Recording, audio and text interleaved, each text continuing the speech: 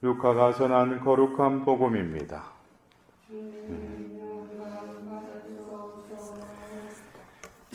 그때 예수님께서 제자들에게 말씀하셨다. 너희 아버지께서 자비하신 것처럼 너희도 자비로운 사람이 되어라. 남을 심판하지 마라. 그러면 너희도 심판받지 않을 것이다. 남을 단죄하지 마라. 그러면 너희도 단죄받지 않을 것이다. 용서하여라.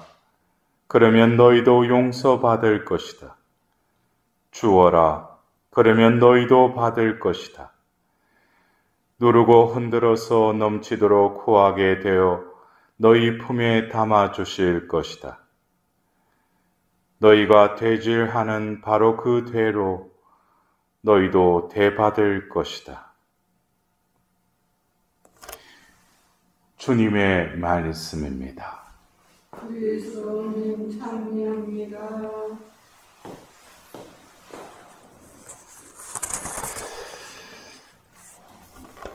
저는 개인적으로 이번 제수요일 그 복음에 숨어 계신 그 아버지라는 그 말씀이 이 사순 시기를 지내면서 계속 제 마음을 감돌고 있습니다.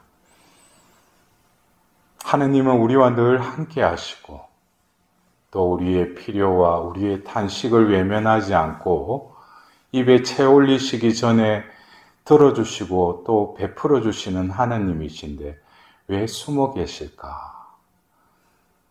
그러나 이 숨어 있는 아버지는 결국 숨어 있는 나로 다가옵니다. 하느님은 늘 우리와 함께 하시지만 나는 그 죄 속에 숨어 있기 때문에 내 편에서 볼 때는 하느님이 숨어 계시는 것처럼 느낄 뿐이죠.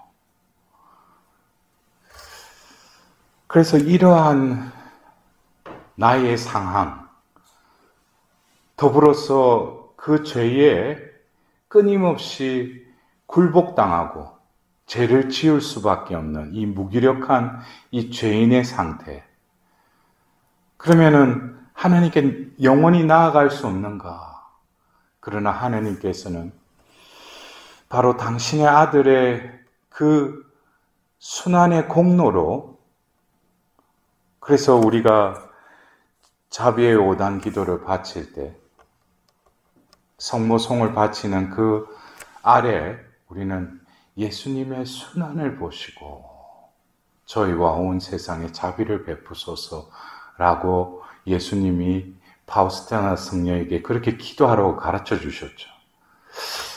예수님의 순환을 보시고 이것은 어쩌면 기도를 바치는 나의 입장, 인간에서 이 기도문, 가르쳐 주신 이 기도문을 바라볼 때 예수님의 순환을 보시고 하는 것이 내 편에서 바라보는 그 예수님의 순환이 있고 또 더불어서 예수님의 순환을 보시고 내가 그렇게 기도하는 것은 바로 기도를 받으시는 영원하신 아버지께서 당신 아들의 순환을 바라보시는 또 다른 눈을 우리는 의식해야 된다는 거예요. 그래서 우리가 이 죄 속에 어찌할 수 없는 이 무기력함의 이 상황 속에서 우리는 그 자비 5단 기도의 그 기도문을 통해서 바로 예수님의 순환을 통해서 하나님 아버지를 바라볼 수 있다는 거예요. 하나님께서도 우리 이 인간을, 이 세상을, 당신이 지으신 이 세상이 죄악으로 범람하고 오늘 우리는 일독서의 다니엘서를 통해서 우리는 며칠 전에 그 에스텔의 기도를 또 들었죠. 이 다니엘의 기도를 들었죠. 여러분들은 어떻습니까? 우리가 기도라는 것이 어떤 차원이 있는데 우리가 주일날 신자들이 기도할 때 교회를 위하여, 세상을 위하여, 또 우리 주변에 필요한 어떤 상황들, 그래서 그 범위가 교회를 통해서, 이 세상을 통해서 서서히 좁혀지면서 나에게로 이렇게 모여지죠. 우리가 오늘 들은 이 다니엘 예언자의 그 기도도 기도를 할 때 자기 수준에만 머무르지 않는다는 거예요.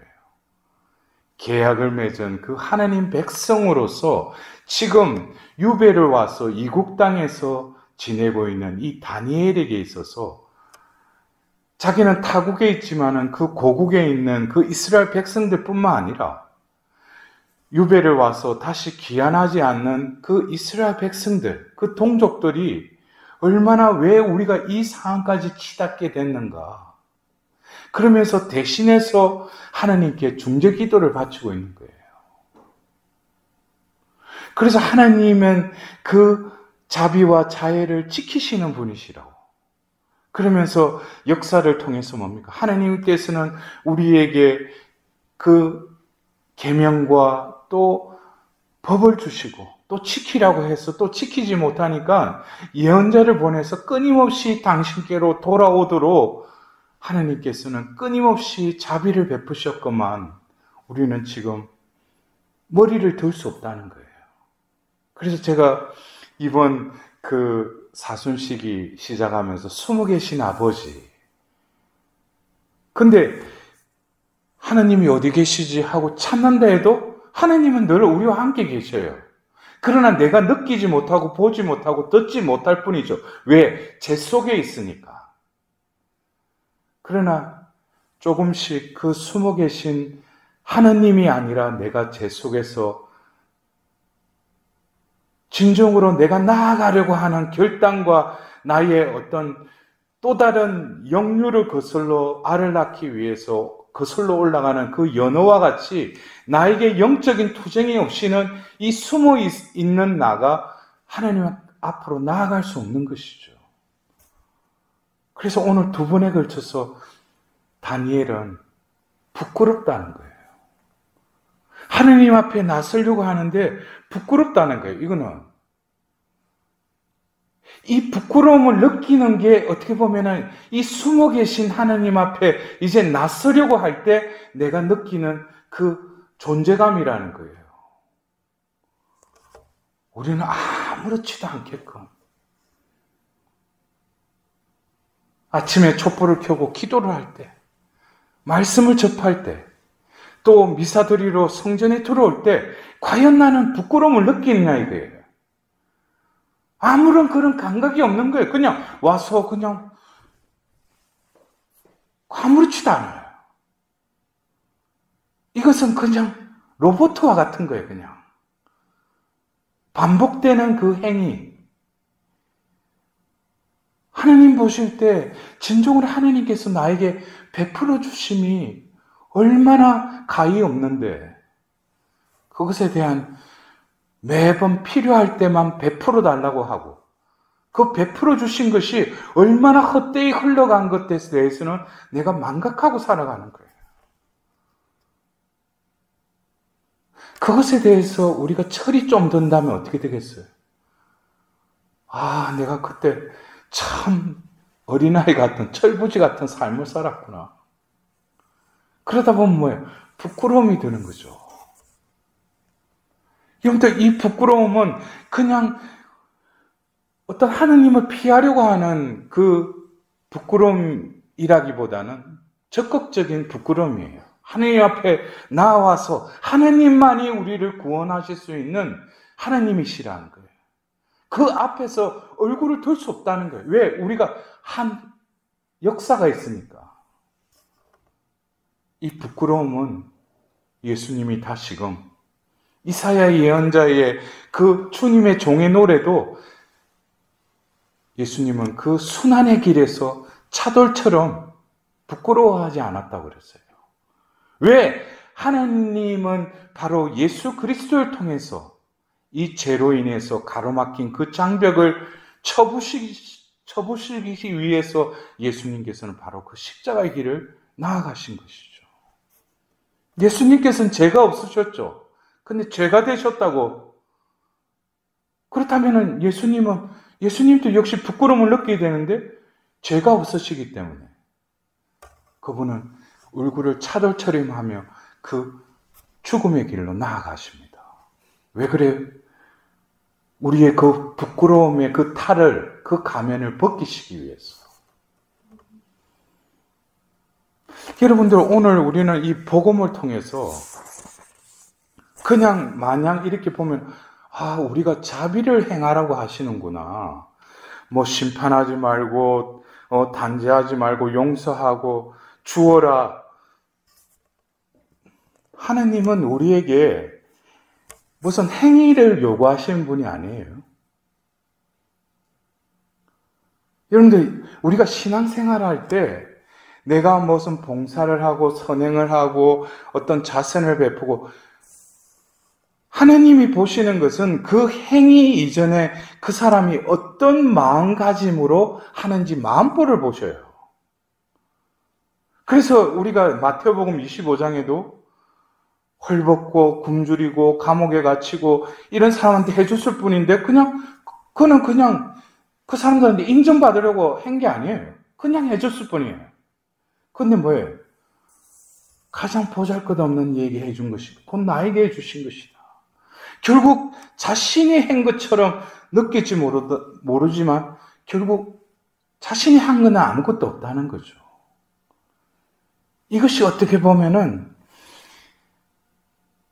겉으로 보고 우리가 어떤 행실이나 행위를 보고 그 사람을 판단하면 어떤 때는 오류를 범할 때가 많아요. 저 사람들이 있을 때는 아주 고상한 척하고 말도 그렇고 뭐 행위도 근데 실상 보면은 그 뚜껑을 열어보니까 완전 사람이 다른 사람이야. 어떤 사람은 조금 막무가내고 말도 실수도 하고 근데 그 사람 이렇게 보니까 그 사람 본 마음은 하느님을 닮으려고 무던히 애를 쓰고 있어. 그것도 우리가 처음부터 완전한 사람이 될 수 없죠. 어떤 성장의 단계를 거쳐서 성숙으로 나아갈 때 비로소 조금씩 면모가 갖춰지니까. 그래서 어떤 한 사람을 또 어떤 완전한 사람이 되기까지는 어떤 인내와 기다림의 시간이 또 필요하죠. 그러나 중요한 것은 잘못된 자신의 어떤 생각이나 그런 가치관은 뭐겠어요? 그것은 부숴줘야 돼요. 누군가는 그 사람에게 제대로 깨닫도록 그 길을 안내해 줘야 된다는 거예요. 그래서 오늘 우리가 예수님의 이 말씀, 어떻게 보면은 너희들은 용서하고 단죄하지 말고 판단하지 말라.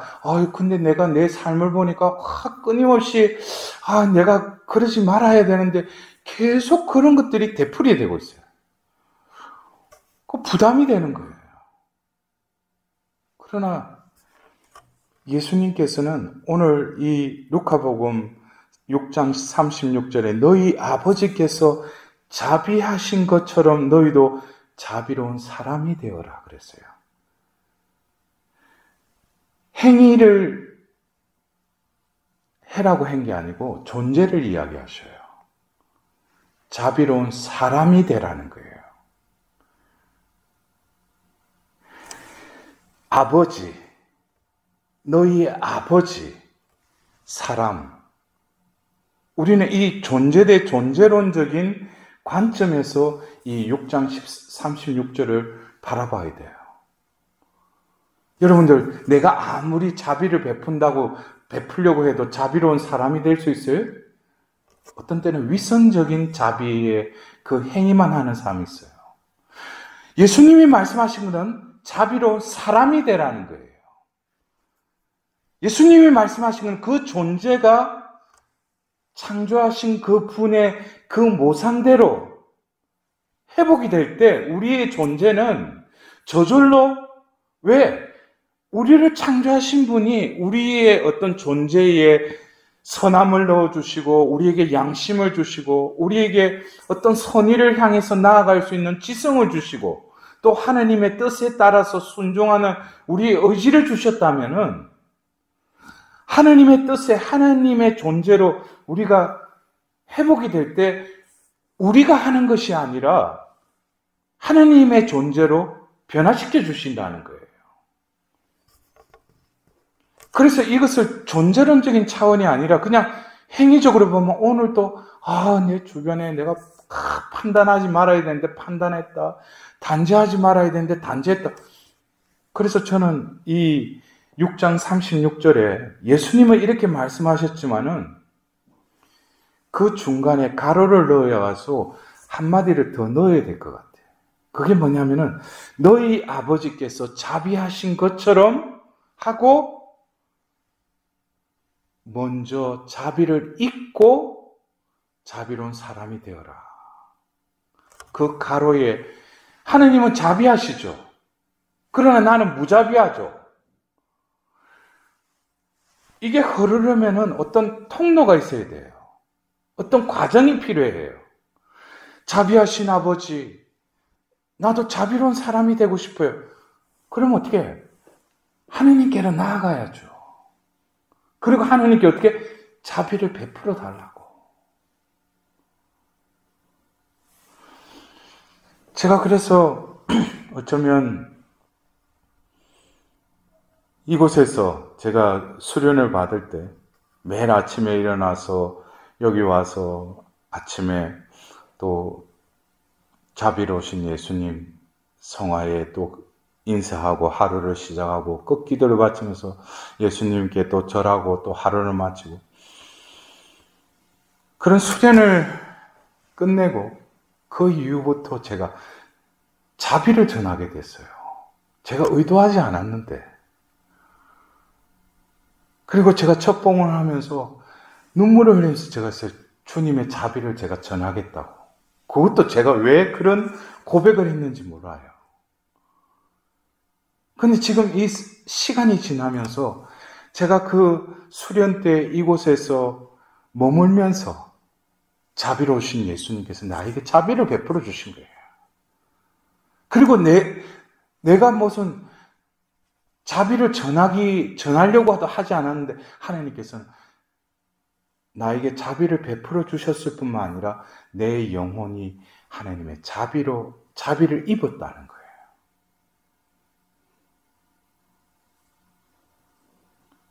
그러니까 이것은 자비를 전하지 않을 수가 없는 거예요. 여러분들 어떤 때는 우리가 그래요. 어떤 행위적인 차원에서 파우스티나 성녀 일기에도 그래. 말과 행위와 기도로 자비를 실천하라 그래요.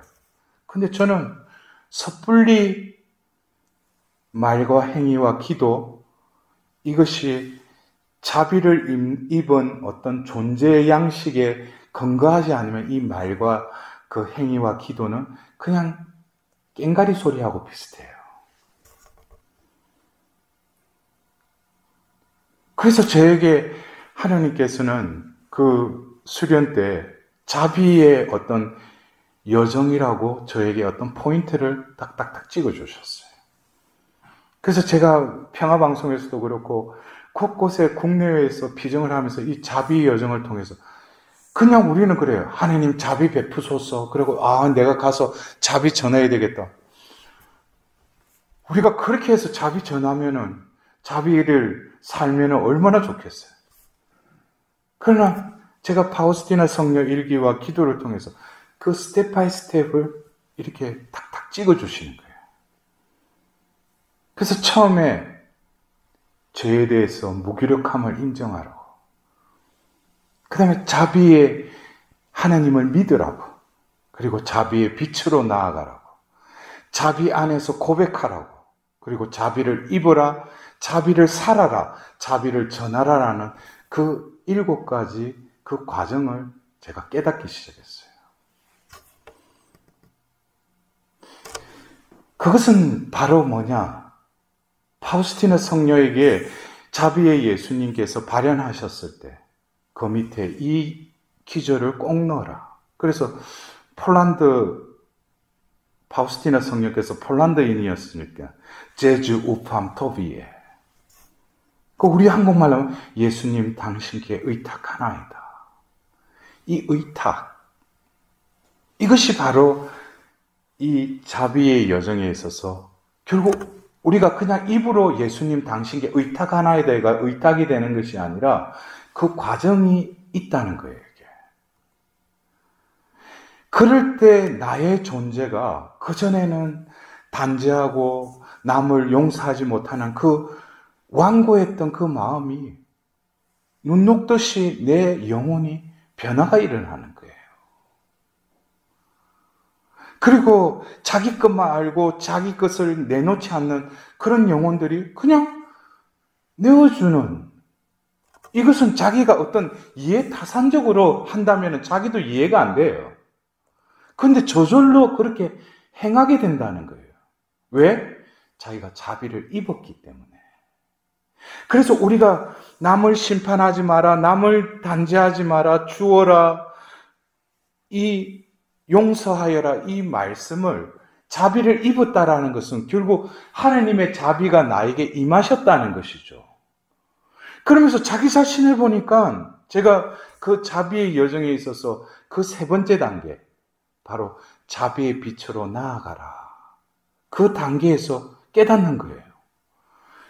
주님은 내가 그렇게 죄를 많이 지었는데 나를 심판하지 않으셨다는 거예요. 나를 단죄하지 않으셨다는 거예요. 거저 용서해 주셨다는 거예요. 그리고 당신의 아들까지도 나에게 주셨다는 거예요. 이거를 깨달으니까 뭐예요? 이거는 내가 그분 앞에 어찌할 바를 모르는 거예요. 내 삶을 되돌아봤을 때 자비의 비단에서 내 삶을 이렇게 되돌이켜 보면은 내가 가장 아프고 힘들고 상처받고 했던 그 순간이 자비의 때였어요. 그리고 잘 나가고 내가 그때 끝발날렸던 그때가 뭐예요? 하나님께 의탁하지 못하고 내 중심적으로 살았던 교만한 그 시절이었어요. 그러니까 내 삶이 자비의 비단에서 다시금 뭐예요? 재정비가 되는 거예요. 그럼 재해석이 되니까 재의미 부여가 되는 것이죠. 아, 내 삶은 하나님의 자비의 삶이었구나. 그리고 자비 안에서 고백하는 거예요, 하나님께. 그러면은 하나님께서 그 영혼에게 자비를 담아주셔요. 그래서 제가 자비의 특별기념 때 평화방송에서 그 녹화를 할 때 저는 원고 없이 하니까 제가 강의 중에 그랬어요. 여러분들 자비의 통로를 보십시오. 자비가 어디로부터 나옵니까? 바로 예수님의 그 성심인데 그 자리는 바로 상처의 자리라는 거예요. 그 창에 찔린 그 상처로부터 그 자비가 흘러나왔다는 거예요. 그래서 내가 자비를 입고 나니까 과거에는 내가 상처, 내 아픈 기억 이것이 지워지고 치유받고 그렇게만 생각했는데 자비를 입고 나니까 그것이 바로 뭡니까?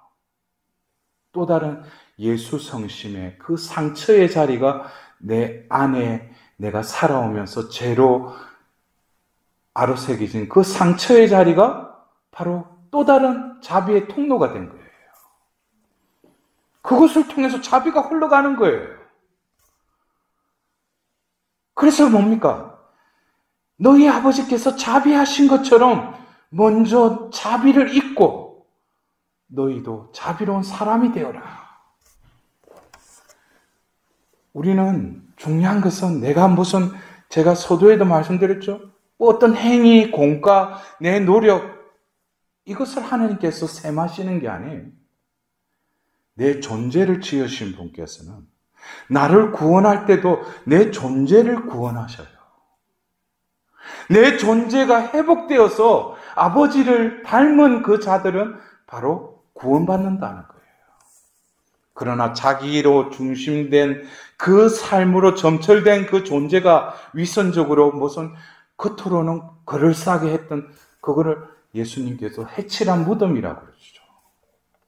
그래서 우리가 이 사순 시기를 지내면서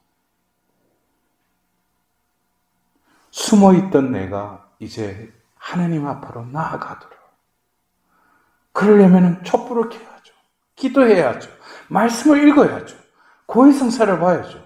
성사에 성실하게 참여해야죠. 그리고 육신적으로도 내가 할 수 있는 걷기를 행해야죠. 그럴 때 하나님께서는 내 영혼을 내가 느끼지 못하는 어떤 방법으로 내 영혼을 정화시키실 뿐만 아니라 돌과 같은 마음을 살과 같은 마음으로 변화시켜 주셔요. 돌과 같은 마음을 도려내시고 살과 같은 마음을 넣어 주셔요. 그러면 내 존재가 고전의 나가 아니에요. 그것이 바로 뭡니까? 새로운 피조물이 되는 것이죠. 여러분들, 어쩌면 이 사순 시기는 우리 마음의 수술을 하는 그 시기이기도 합니다. 수술을 하는데 가장 적합한 상태는 마취 주사를 맞고 완전히 의사에게 모든 것을 다 맡기드리는 그 순간에 수술이 시작되듯이 우리들도 나를 의식하고 나의 제됨만을 바라볼 것이 아니라 하나님께서 이 은혜로운 때를 통해서 나를 재생시키시고 나를 회복시키시려고 하시는 그 하나님의 자비에 다시금 의탁드릴 때 하나님께서는 그 수술대에서 수술을 하듯 나의 존재를 변화시키기 위해서 영혼의 수술을 하실 것입니다. 오늘도 자비로운 사람이 되어라 라는 것을 자기 입장에서 볼 것이 아니라 하나님께서 예비하신 그 이 은혜로운 때에 의탁하는 마음으로 다시금 오늘 하루를 하나님 안에서 지낼 수 있도록 하나님의 자비를 구하도록 합시다.